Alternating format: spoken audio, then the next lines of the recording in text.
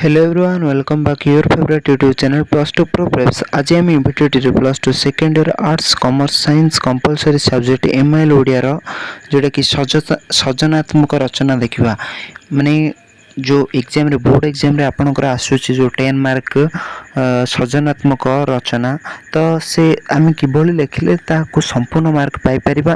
तो आम मु भिडियो डिस्कशन करी आपण माने आम एबेठारु ही बोर्ड परीक्षा पे प्रिपरेशन स्टार्ट करवा। तो सहित आपण मानकर जदि कौन सी सब्जेक्ट चैप्टर वाइज जदि अबुझा रोचे ताहले निश्चय मते कमेंट माध्यम रे जणांतु मु तार सॉल्यूशन निश्चय बाहर करी। तो आपण मैंने जदि वीडियो को प्रथम कर देखुंत वीडियो को लाइक चैनल को सब्सक्राइब कर ऑल बेल आइकन को क्लिक करंतु जहाँफल ये नुआ नुआ वीडियो सर्वप्रथम पाइपर। चलतु वीडियो को आउट कर स्टार्ट करवा। तो सृजनात्मक लिखा कौन जे सृजनात्मक रचना कौन ना प्राचीन काल रे मनीष निज अनुभूति को कलात्मक करी प्रकाश करने को जाई एपरी काव्यधर्मी उदाहरण मान सृष्टि करथिला जार सामाजिक भाव थिला जे अत्यंत भावगर्भक। यह जगत और जीवनर सत्य को बेस रसात्मक और सौंदर्यमय करी परिप्रकाश करुथिला। रूढ़ी प्रवाद प्रवचन और सूक्ति नाम यह सारा सामाजिक विधिविधान को प्रतिध्वनित करुथिला एवं लोकमुखरे एगुड़िक उद्धृति छलन प्रसार लाभ करथिला। प्रकृत में प्रवाद प्रवचन रूढ़ी और सूक्ति वास्तव जीवनर परिभाषा रूपे अत्यंत हृदय स्पर्शी हो पारिथिला। लोक साहित्यर यह एक नूतन आविष्कार भावे जनमानस को बेस प्रभावित कर पारुथिला। वास्तव में यह थिला जीवन धारणार उज्जवल दर्पण एवं हृदयर मधुर संभाषण। तो परंपरार विराल संपत्ति रूपे यह आम रत्न भंडार रे तथापि संचित हो रही। लोक साहित्यर यह सारस्वत संपद वास्तव में तुलना नहीं। निर्दिष्ट साहित्य स्रष्टांक द्वारा यह रचित नहेले ही अगणित स्रष्टांक द्वारा यह विपुलता आमको चकित करिथाए।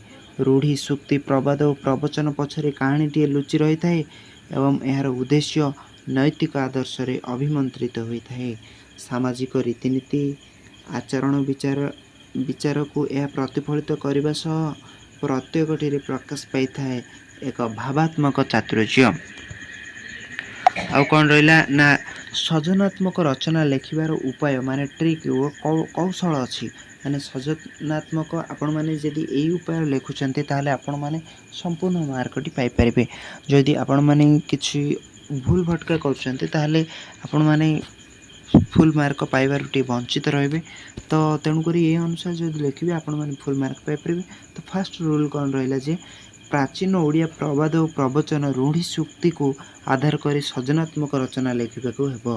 माने सृजनात्मक रचनाटी प्राचीन ओडिया प्रवाद और प्रवचन रूढ़ी सूक्ति को माने ताकू पॉइंट को एक्सप्लेन करी माने ताकू कौन सजाई लिखिले आपण माने सृजनात्मक रचनाटी सुंदर हो पार एवं यही अनुसार लिखा पड़ो।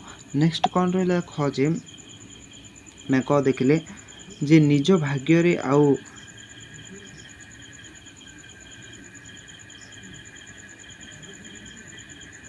तबे कौन रहा जे निज भाग्य रे आउ भविष्य को सहजरे सुधारी हेब नहीं।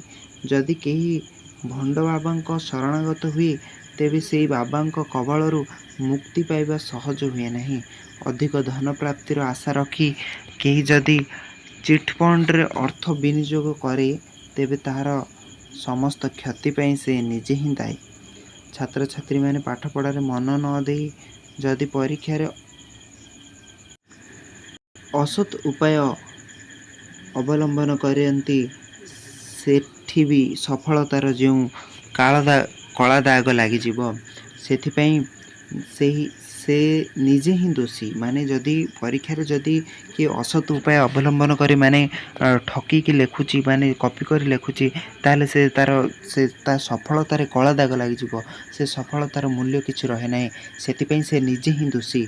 मद्यपान करथिबा गाड़ी चालकर जदि दुर्घटना मृत्यु हुए तेबे ता पई से निजे ही विपदर कारण हेबो। जदि मद्यपान करी जणे गाड़ी चलाउछि ताहले तार जदि विपदर सम्मुखीन हुए ताहले ता पई किए दायी? से निजे ही दायी।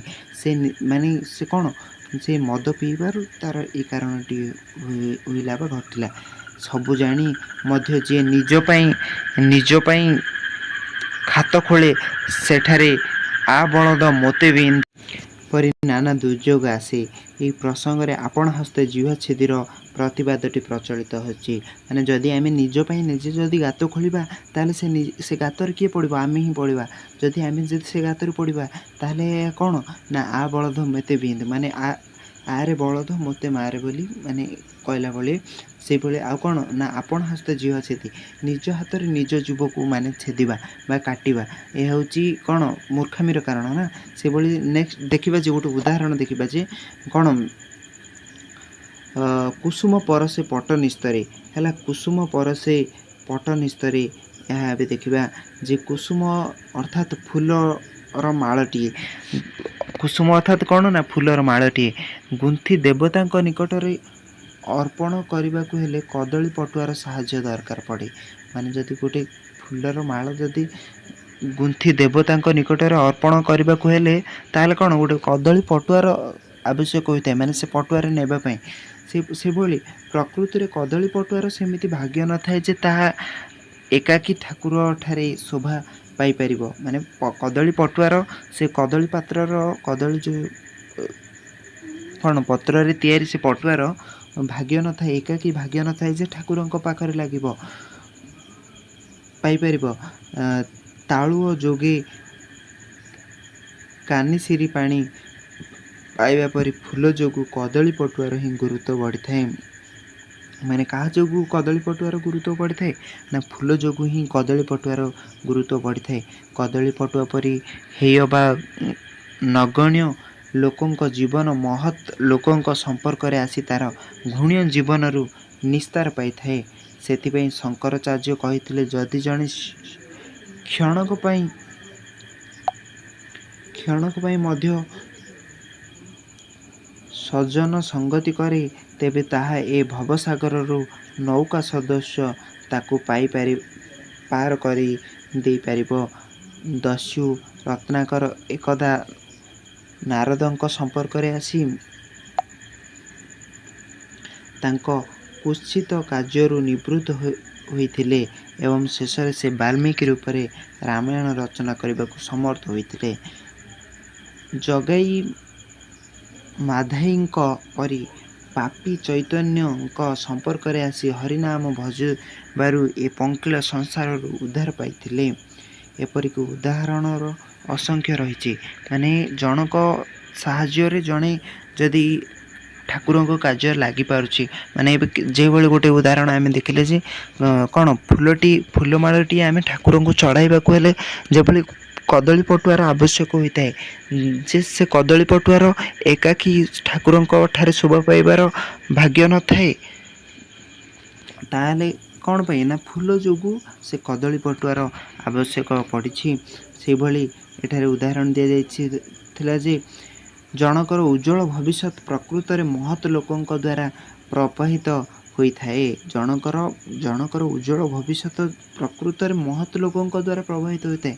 କଦଳୀ ପଟୁଆ କୁସୁମ ପରି ପବିତ୍ର ସୃଷ୍ଟି ସହ ଯୋଡ଼ି ହୋଇ ଯେଉଁ ଉଚ୍ଚ ସ୍ଥାନରେ ପହଞ୍ଚିଥାଏ ତାହାକୁ ଲକ୍ଷ୍ୟ କରି ଏହିପରି କୁହାଯାଇଛି ଯେ କୁସୁମ ପରଶେ ପଟ ନିସ୍ତରେ।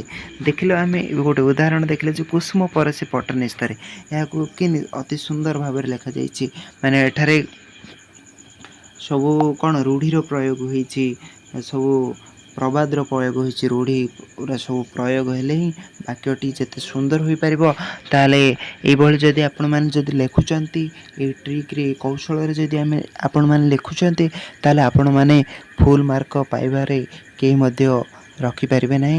ତ ଆଶା କରୁଛି ଭିଡ଼ିଓଟି ଭଲ ଲାଗିଥିବ। ଭିଡ଼ିଓଟି ଯଦି ଭଲ ଲାଗିଥିବ ତାହେଲେ ଭିଡ଼ିଓକୁ ଗୋଟିଏ ଲାଇକ୍ କରନ୍ତୁ, ଯାହାଫଳରେ ମୋତେ ମୋଟିଭେସନ୍ ମିଳିଥାଏ ନେକ୍ସଟ ଭିଡ଼ିଓ ଆଣିବା ପାଇଁ।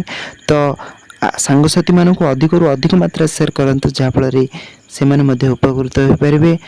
ମୁଁ ବାରମ୍ବାର କହୁଛି ଯେ ଆପଣଙ୍କର ଯେଉଁ ସବଜେକ୍ଟରେ ଚାପ୍ଟର ୱାଇଜ୍ ଯଦି କୌଣସି ଅବୁଝା ରହୁଛି ତାହେଲେ ମୋତେ ଯାଇ ହ୍ୱାଟ୍ସଆପ୍ରେ କମେଣ୍ଟ କରନ୍ତୁ, ମୁଁ ତା'ର ନିଶ୍ଚୟ ସଲ୍ୟୁସନ୍ ବାହାର କରିବି। ତ ରହୁଛି, thank you for watching this video.